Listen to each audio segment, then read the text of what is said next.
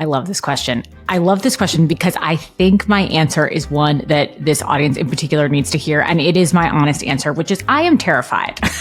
What? I'm scared. Yeah, no, I am scared all the time. And not, scared is a little bit of an overstatement, but I'm fearful certainly much of the time because you never know. And we'll talk about this. We'll get into it in, later in the episode, I'm sure. But something that I feel like I really started to practice more in my own life and that I encourage others to do in whatever ways they feel like is their lane to do so, is to do it anyway, even though you're scared, right? Because lots of things are scary and it can be really scary.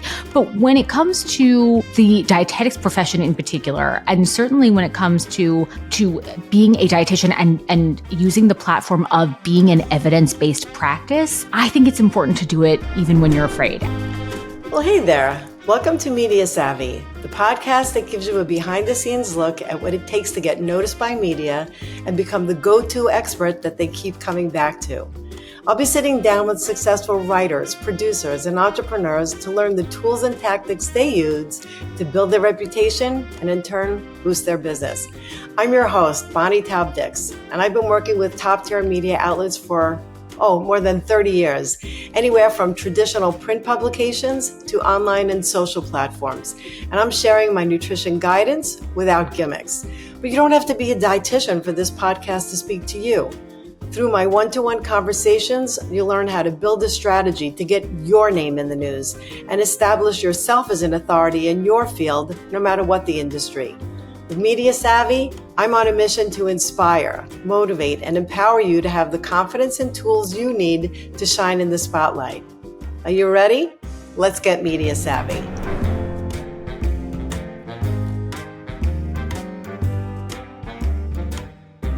So, hey everybody, welcome to another episode of the Media Savvy podcast with Taub-Dix. And I am super excited about my guest today. If you haven't seen her on Instagram, just wait till you see her. But we're also going to be hearing from her. And if you're on YouTube, you can see her here too, but just wait. So let me tell you a little bit about her first. So first of all, why am I doing this show? I'm doing this show because there are so many charlatans out there and so many people giving misinformation about nutrition that we need people like my guest. So Jaclyn London, who we will be calling Jackie, is a New York State certified dietitian nutritionist. She's the author of the book Dressing on the Side. She's a podcast host, a food and beverage consultant, chief nutrition officer at the Produce Moms, and media spokesperson who has built her career relentlessly, and you'll see what I mean, pursuing better health and wellness solutions that are science-based, relatable, and accessible. Don't go to her Instagram now because I really want you to hear this show and not miss Jackie. But when you get a chance, go on Instagram at Jaclyn London RD, and Jaclyn is Jaclyn London RD, for some of the best nutrition myth busting you will ever see. Welcome to Media Savvy, Jaclyn. We are so happy to have you here. Bonnie, I am so honored. Thank you for having me. It's such a thrill to be with you as always, but particularly here because I'm so excited for you and I love the podcast already. Oh, fantastic. Okay, so I will admit to you, Jackie, that I wanted you to come on my show for a few reasons. One is obvious, that I admire your style and I marvel your knowledge in the field of nutrition. But the other reason is because I consider you to be, how should I say, so ballsy, and you're not afraid to speak your mind. So when I coach clients, the main reason they are not getting their messages out to media has a lot to do with fear. They're afraid of being wrong, afraid of people judging them. They're afraid that they'll make a mistake when presenting, and you seem to have no fear. So my first question for you is that true? Do you consider yourself to be fearless when it comes to speaking your mind about nutrition misinformation? I love this question. I love this question because I think my answer is one that this audience in particular needs to hear. And it is my honest answer, which is I am terrified. What? I'm scared. Yeah, no, I am scared all the time. And not, scared is a little bit of an overstatement, but I'm fearful certainly much of the time because you never know. And we'll talk about this. We'll get into it in, later in the episode, I'm sure. But something that I feel like I really started to practice more in my own life and that I encourage others to do in whatever ways they feel like is their lane to do so, is to do it anyway, even though you're scared, right? Because lots of things are scary and it can be really scary. But when it comes to the dietetics profession in particular, and certainly when it comes to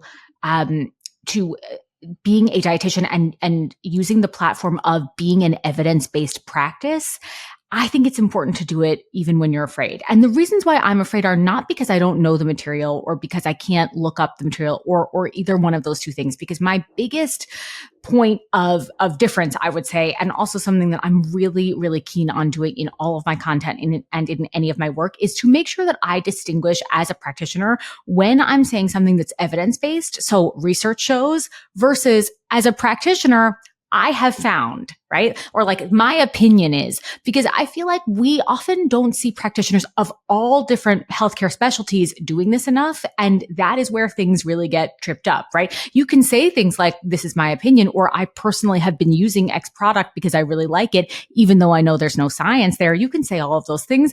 They're all valid. It's just a question of distinguishing. For consumers, I feel like you have a professional responsibility to say what's opinion versus fact. So when it comes to my own work, I definitely advocate for doing whatever it is, both for myself and for others.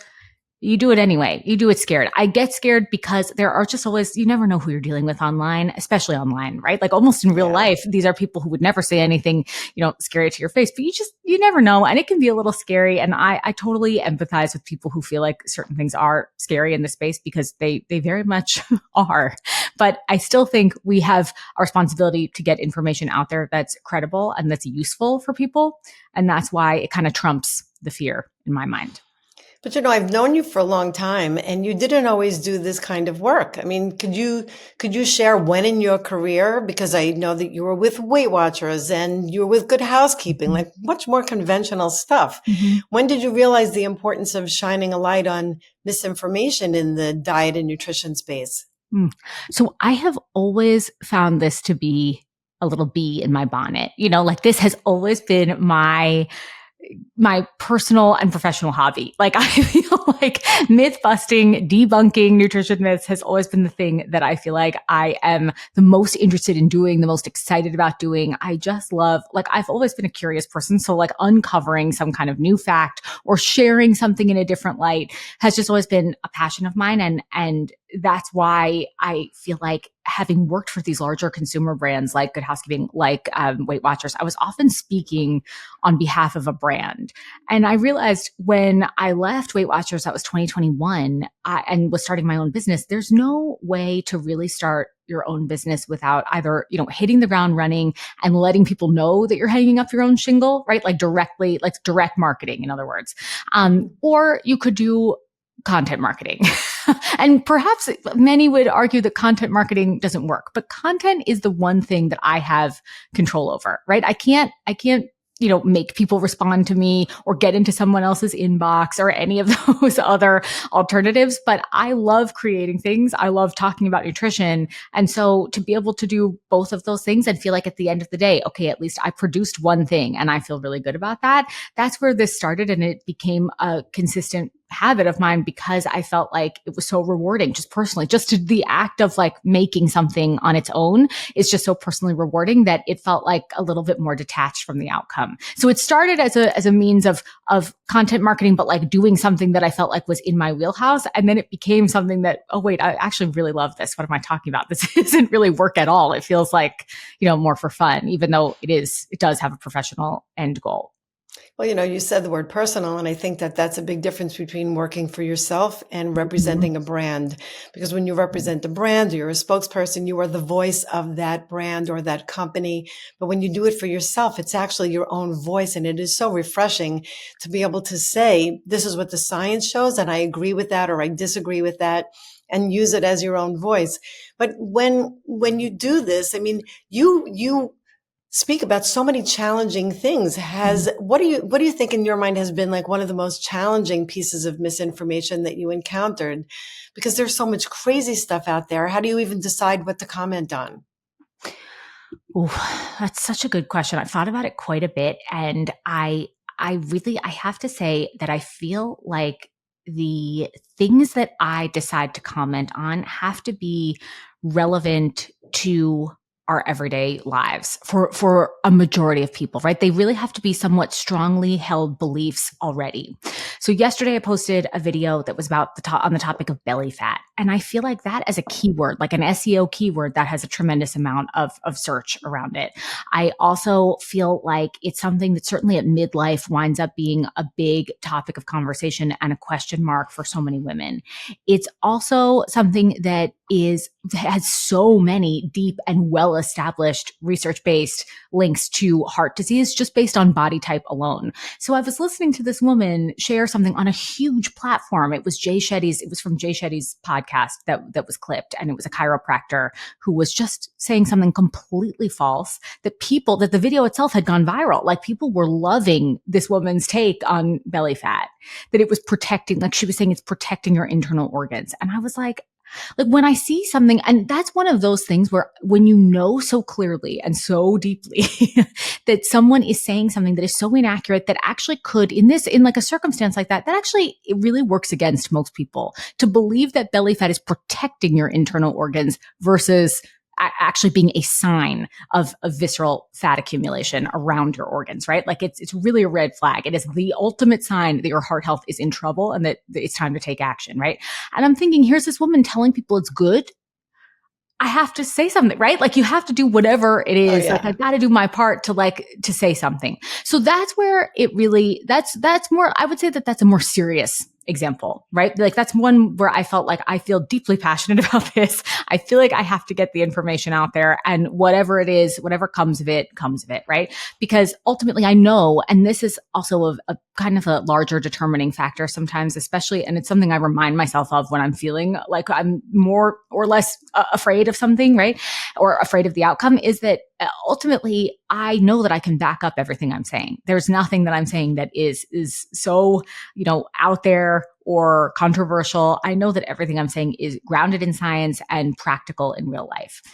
Sure. But that's the more serious ones. The other ones that can be more fun, like I did one I did one recently about this protein Diet Coke trend that people are like raving about. And I'm like, this is silly. This is fun. I'm trying it. I just want to know what it tastes like. Turns out it's exceptionally delicious. Does it have much of a health benefit?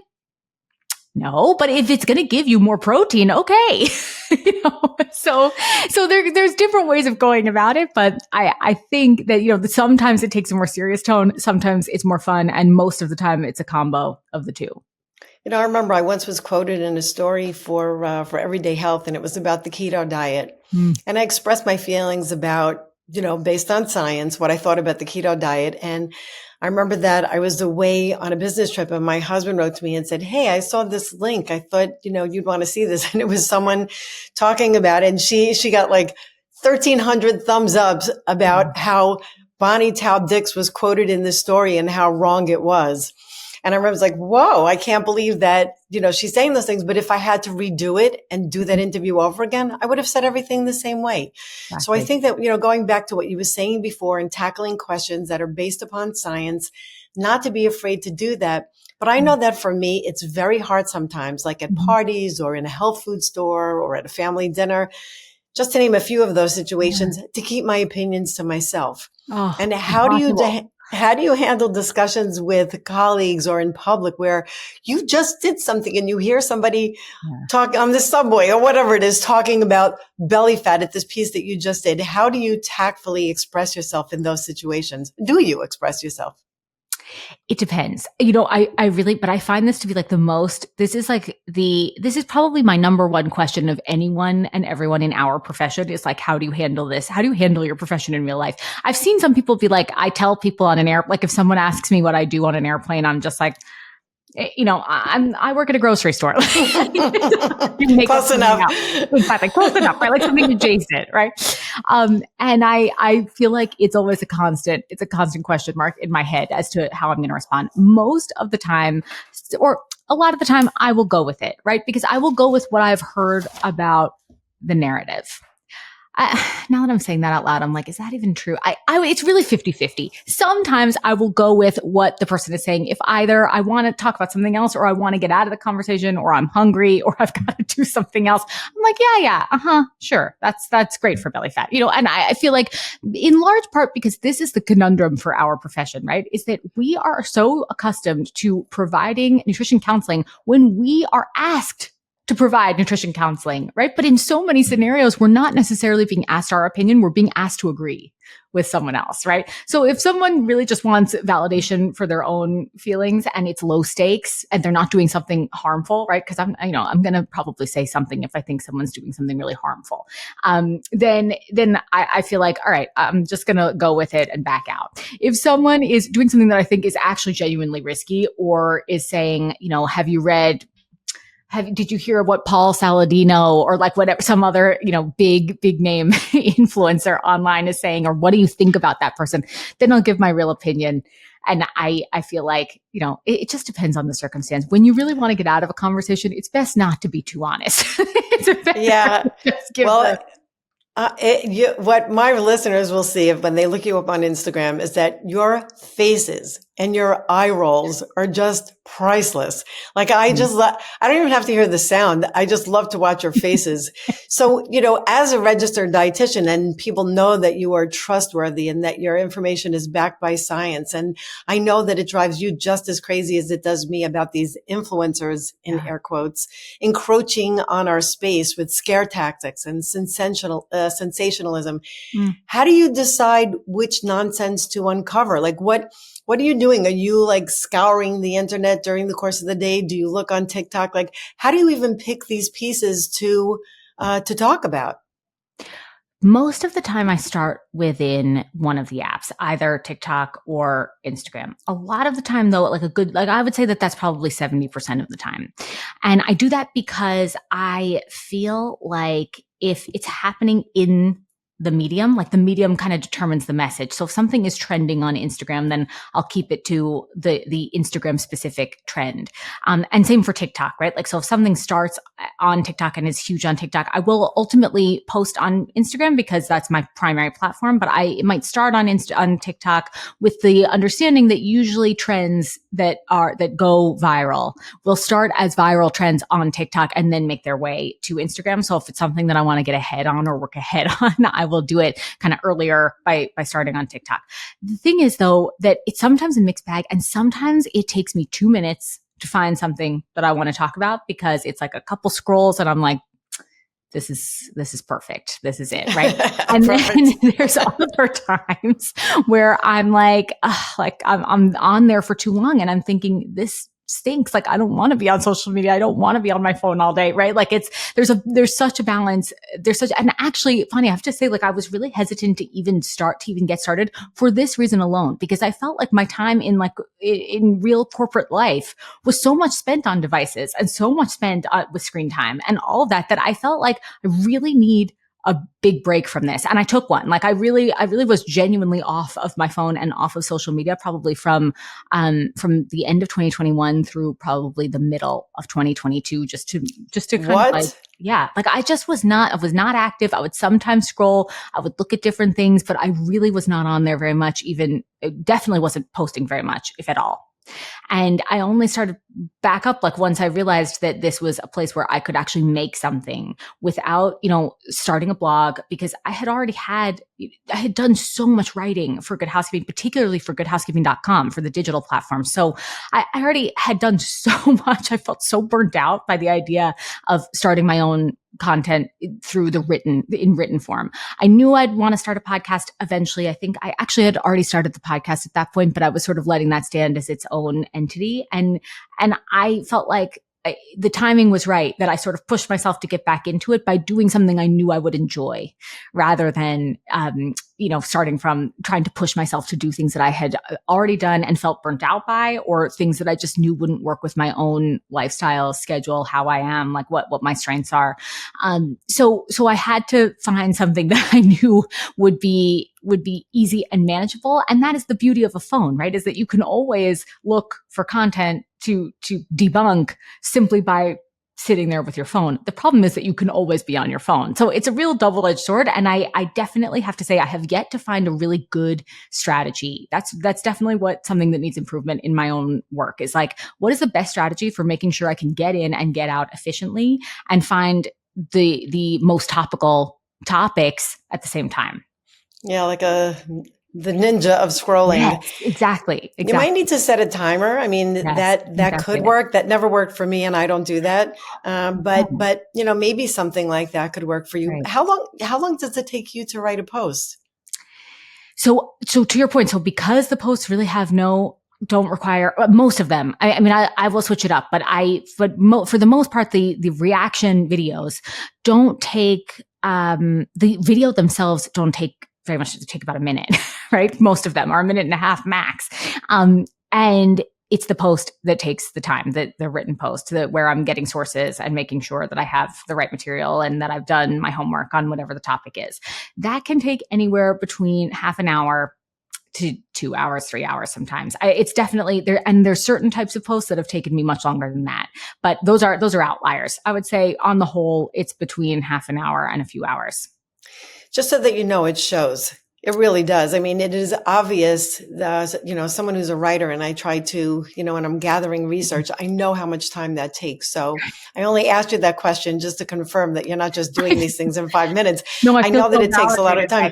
Yes. And you know what? While we're here, could you just also tell our listeners what the name of your podcast is and where they could find it? Because just in case someone is out walking and they can't be reading your stuff on Instagram, where could they listen to your podcast? Yes. So the podcast is coming back hopefully next week. So I've taken a little hiatus because, you'll hear why in just a sec. So the podcast is called The Business of Wellness. I took a hiatus because my main area of focus that I started to create a series on, and then news happened, is the topic of food ingredients, food additives that are, quote unquote banned in other countries, but allowed around the world. So it's taking a lot of the topics that have come up in the news lately, the recent protest at Kellogg's, kind of going step by step. It really, I've covered this on Instagram a number of times, but it doesn't really do it justice. Like, this needs really long form, really big deep dive into the existing research. So I have been taking some time to get that done, and it'll be back hopefully by next week. Oh, I'm excited about that one. I know that Instagram and podcasts are not the only places that you show up. Recently, I've seen you do, Today's Show, Good Morning America. So in working with media, where did you get your media training? Is this something that just came natural to you, or did you actually get any formal training? It's funny because most of the consumer lifestyle TV that I've done was while I was at Good Housekeeping. More recently I've been on Inside Edition. I've done a number of segments with them, and a couple of other outlets. Scripps News I did a few months ago. So there's been some, but some of the larger morning show platforms was while I was at Good Housekeeping. And I have to say, while I was there, it's truly trial by fire. That is the best way to learn it. I know. And I say that because I actually did something in reverse, which is that when I was at Good Housekeeping, I did it by practicing over and over again by doing smaller local TV segments first, and then going to do national media segments, and ultimately repeating it and repeating it and repeating it is what helps. But I don't just mean practicing it, because sometimes there's definitely, and I'm sure you agree with this, Bonnie, I feel like, especially for me, you can over practice, you can over prepare. And I can think of very specific examples where I was over prepared and it really ruined me. Like, I did I did a horrendous job on a few occasions simply because I actually just did too much prep. But I would say that the best way to get better at it is to almost like create those stakes for yourself. I wound up doing media training when I was at Weight Watchers. They had some sort of executive, whatever, leadership, media training, something where they brought people in. I think they were just telling me that. I think they just thought that I needed media training. Whatever. No, they really did that. I'm sure.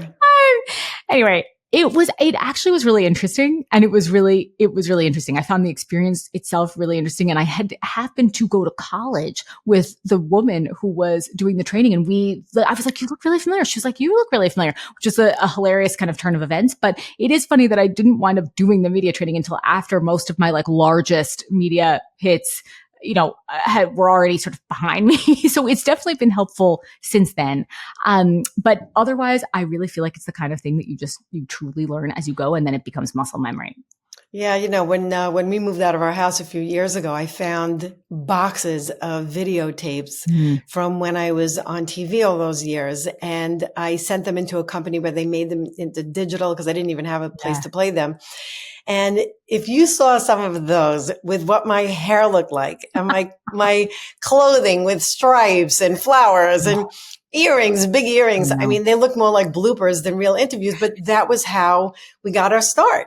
And, what counted more than anything was our messages and that we actually then advanced in our careers. But to me, like all of that stuff seems like such a distraction these days from your message. So, you do need to know how to, you obviously have excelled at this. And Instagram seems to be like your home. Like that is really where you like to be. But do you post elsewhere? Like do you cross post on other platforms as well? So they get a little, more spread out there, like LinkedIn? Do you use that? Mm-hmm. Instagram is where I've been the most consistent. I've started really building on TikTok. I try to be consistent on LinkedIn, but I have failed that one miserably. And and I realized it's really about what you've made habitual. You know what I mean? So and I have also started, quite a bit on YouTube Shorts, which was another project of earlier this year and last year as well. But I need to get back to it because but I also think by that same token, it's worth considering just doubling down on one platform to start, right? And then kind of building from there. Because I am certainly that person that thinks I'm going to do all of the things, like I'll do everything all at once and see what sticks. And that actually winds up not always working in my favor. I think for me, because I get overwhelmed easily, and then it's easy to feel like, all right, I'm just going to stop and refocus, or feel like I'm burned out by something, which is truly what's happened to me at multiple points in my career. It's like I'm doing so many things that I wind up, it's not sustainable for the long term. So I do have to say that, like, even though I am very nervous about the fact that putting all your eggs in one basket of one platform that you don't control is kind of scary, right? Because there are times where the app itself malfunctions many times. I mean, the app is very glitchy, can be very glitchy. And there are other times where the app itself, it goes down and you're like, when is the last time I backed everything up? When is the last time I downloaded everything? Right. So there's lots of moments of big fear around that. But for now, until I think about expanding into potential newsletter, something that would be more easy to own on my own platform, like on my own end, just from the vertical integration standpoint, that's where I will be for now. It's just a question of when and how to expand.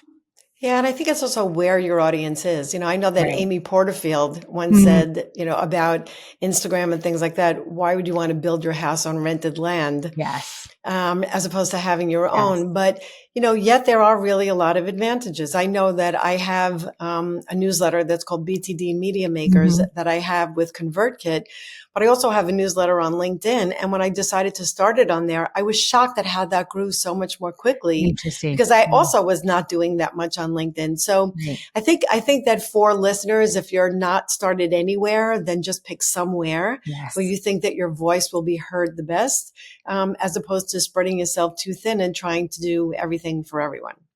Totally agree.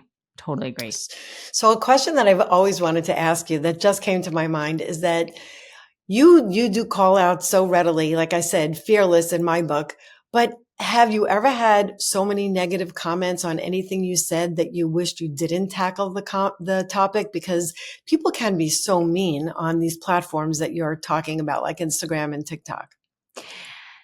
Okay, so I thought about this. I've been thinking about this quite a bit more because I have always, and the way that I was raised is very much free speech absolutist.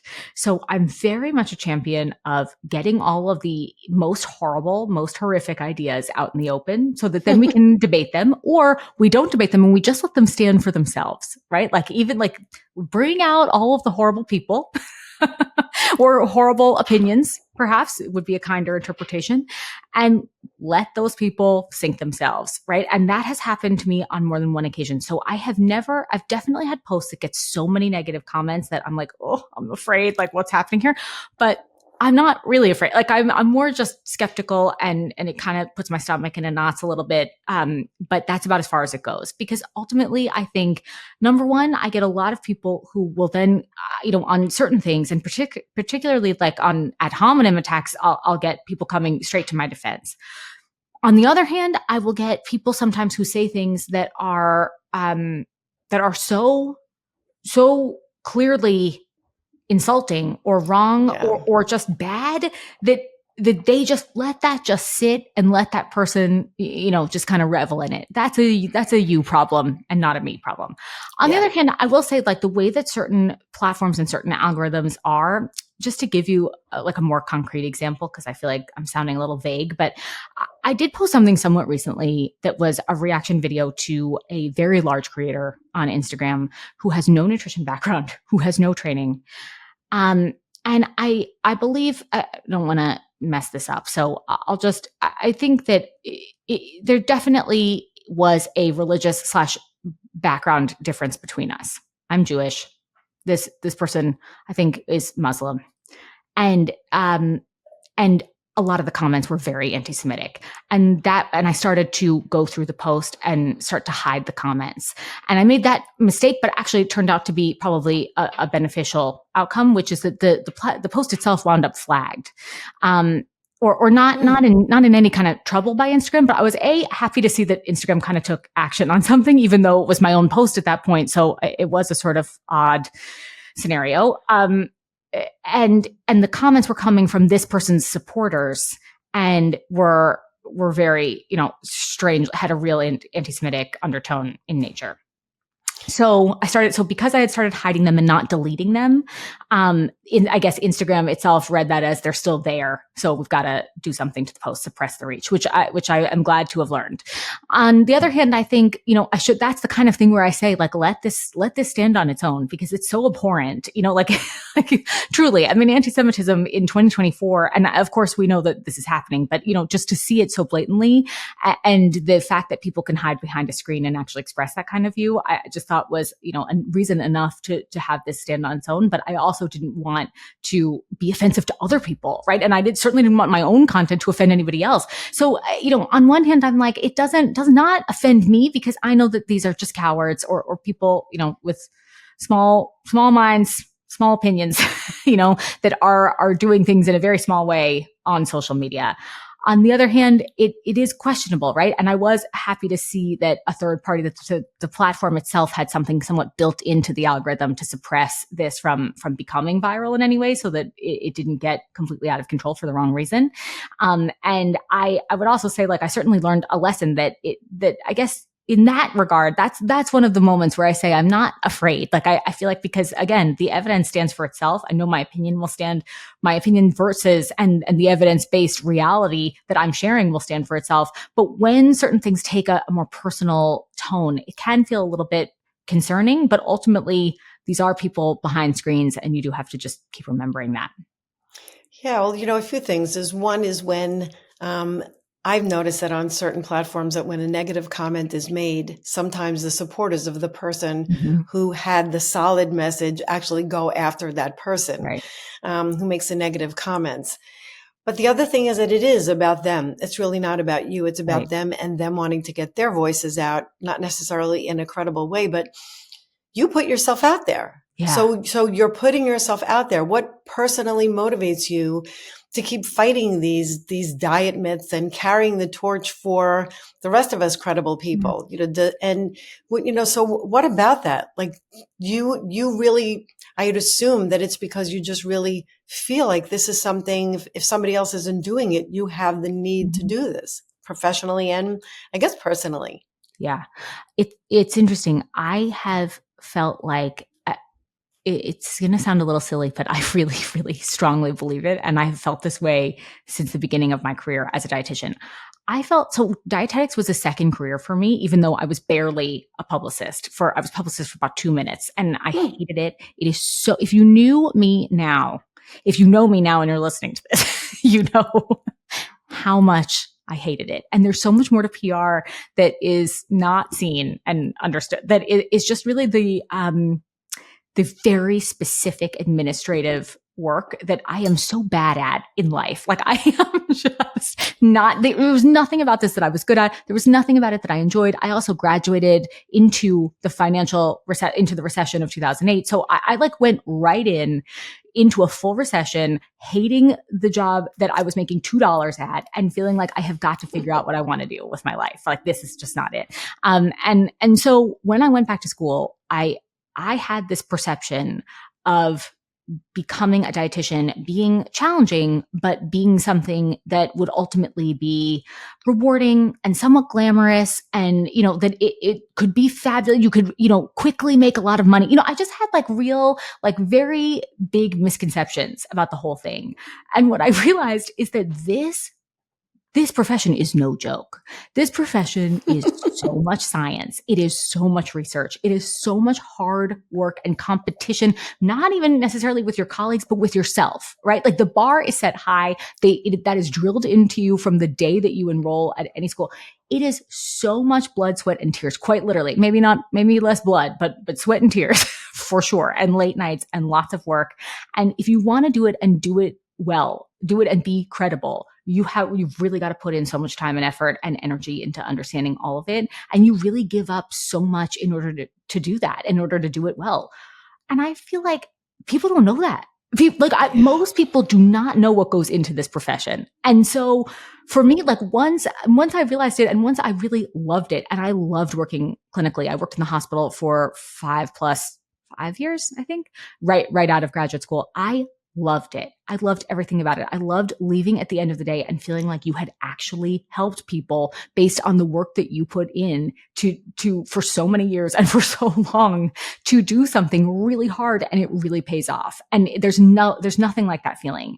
And now I feel like because the information landscape has changed so much, we are not necessarily seen as a credible resource or as the go-to authority on nutrition. And that is what drives me ultimately, is that and there's no way to do one big thing anymore in 2024 in our present, current state of things, to do one big thing and be well known for one big thing. You have to just show up every single day and do your part in some specific way. And so I have the background that kind of got me there. And now I feel like this is the small way that I can kind of pay it forward. Like this was our training, education, experience, and the combination of all of those things is what makes us qualified to speak about these topics. And so I'm just going to keep doing it.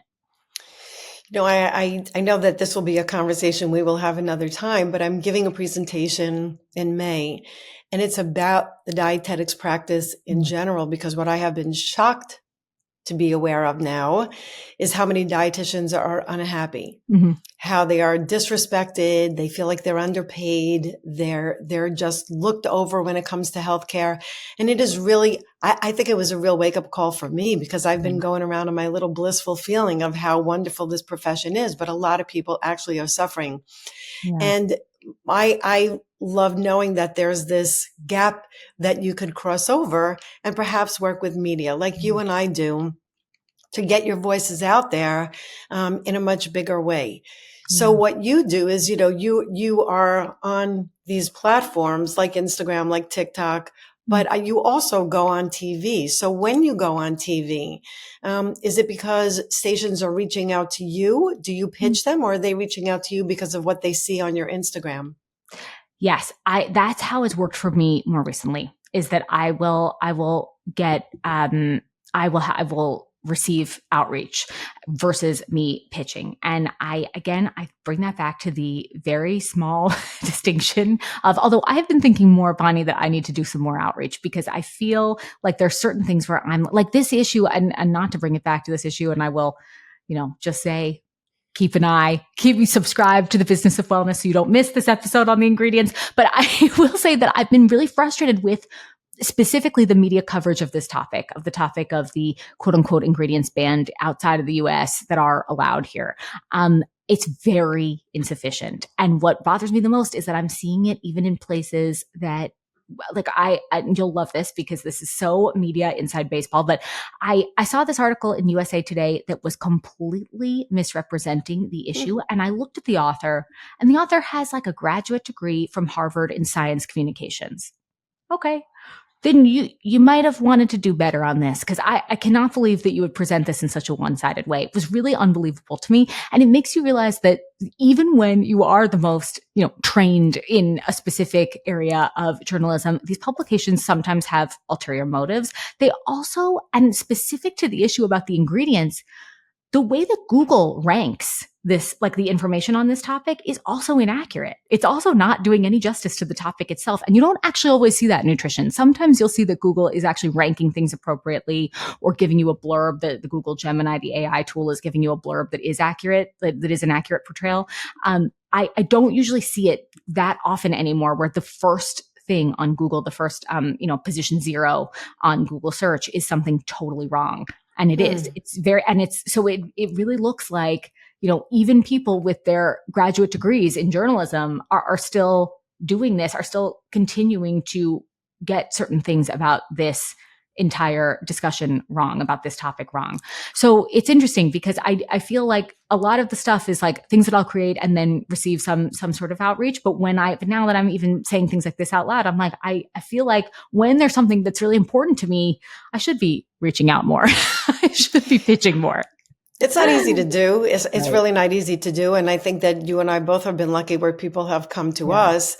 But it's funny that you're talking about big publications, because I was on your podcast after that Washington Post story. Yeah. So just because a journalist is a credible journalist doesn't mean that they will always say things that are accurate or true. So I think that sometimes, you really need to read between the lines and actually do your own research. When you are doing research for your pieces, where do you go to be sure that it's information that you could trust? I go straight to PubMed. Unless it's something that I have never heard about. Another reason why I chose this kind of content medium as something that I would start doing in the first place is because I had created so much content just from years of being at Good Housekeeping and at Weight Watchers. I was also kind of creating so many internal assets, just like topic summaries on a variety of different things where I was aggregating research. So I already had so many links to scientific publications that a lot of the time, even now, I am still going back to things that I know I have in my files and updating them with more current versions of that research. So on PubMed, you'll see that, if a newer version of that publication or a newer update to that body of research exists, that will be shown to you. They'll kind of surface those for you. Or if a systematic review or review meta-analysis is published about that topic since the last time you were using it, that will also reveal itself. So it's a lot of the time I'm starting with something I might already have. Other times I'm just I'll start with Google and then use Google as my jumping off point to go into PubMed and look for specific keywords in PubMed. Yeah, I also like using Google for the articles that are not credible. Exactly. That's a great point. Yes. Yeah, because you and I are always asked about, these people. What about this? What about this? That said, and I get calls for interviews all the time coming from what people on TikTok are saying, or things that have ranked high on Google that are not really true. So I think that it's really good to look for the good, the bad, and the ugly, as we could call it. So true. So true.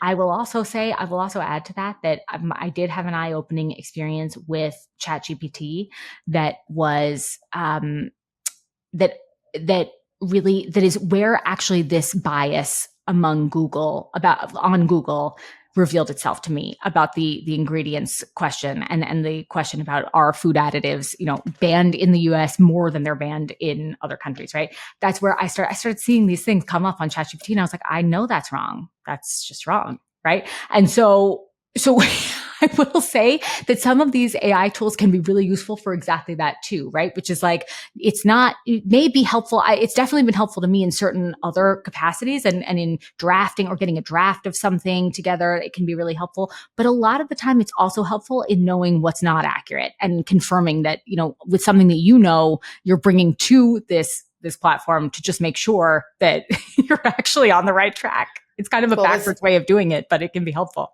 No, it's very helpful. But the thing is that you need to also know what is accurate and not. Like, I always cite this story that my son, when we first looked at ChatGPT, said, "Did you ever put your name in there? Just try put, what's your bio?" And I got this whole bio that actually impressed me. And then it also said I graduated with honors from Queens College, and I never even went there. I just heard this story. And I love this story so much. It's really hilarious. Like, of all the random details that it could have chosen, right? Right. I didn't even like Queens. But anyway, but in between all of the real stuff can be woven some stuff that you really have to be careful about. And I know that sometimes if I ask for studies, sometimes studies are cited that don't even exist. Oh my God, all the time. All the time. I've seen that a bunch of times. Yeah. Yeah. Well, Jackie, I have loved you being on my show. And there are 2 questions that are left that I ask all my guests. One of them is, looking back, if you had the chance to send a message to your younger self, what would that be? Oh God, that is the only thing, like literally I'll just say what popped into my head. I'm sure I could do better than this. But the one thing that popped into my head was just keep going. I actually think I would say that to my younger self, and I think I'm going to say that to my present day self as well. But I think it sounds like that when you took that hiatus, that was a good thing for you. Right? Yeah. Yes. Keep going. Yeah. No, I think there's two things on that I think are forever a question mark in my brain. One is when to push through versus take a much needed break, because I am not, and I know that anyone who is listening to us right now that's also a dietitian does not know even what a break is, right? Like I really don't. I really have not. That was the first time that I didn't take a break willingly almost. Like I didn't necessarily think it was a break until looking back. I was like, that was a little bit of a break, right? Which is actually probably the funniest part, right? It's like when it's time to just put something away versus keep going. And I'm still learning that lesson. So just as another example of that is that I did a draft of the episode. I recorded a full 1.5-hour episode, just me and the microphone, talking about food additives and the legalities around them and the regulations around them, right?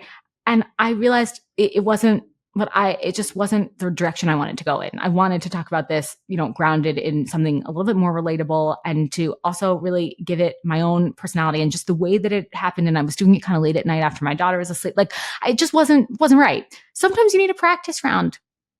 It can take a lot of time. It can, it might mean that something is not on the schedule that you wanted it to be on. I wanted this to be up about a month ago, but I'm glad it's not. And now I get, I have the opportunity working for myself. Of course, this is a luxury of that. There are downsides too, but this is one of the real benefits, is that when you don't like something or you don't feel like it's the right thing for you, you can stop and say, let me rethink this for a second.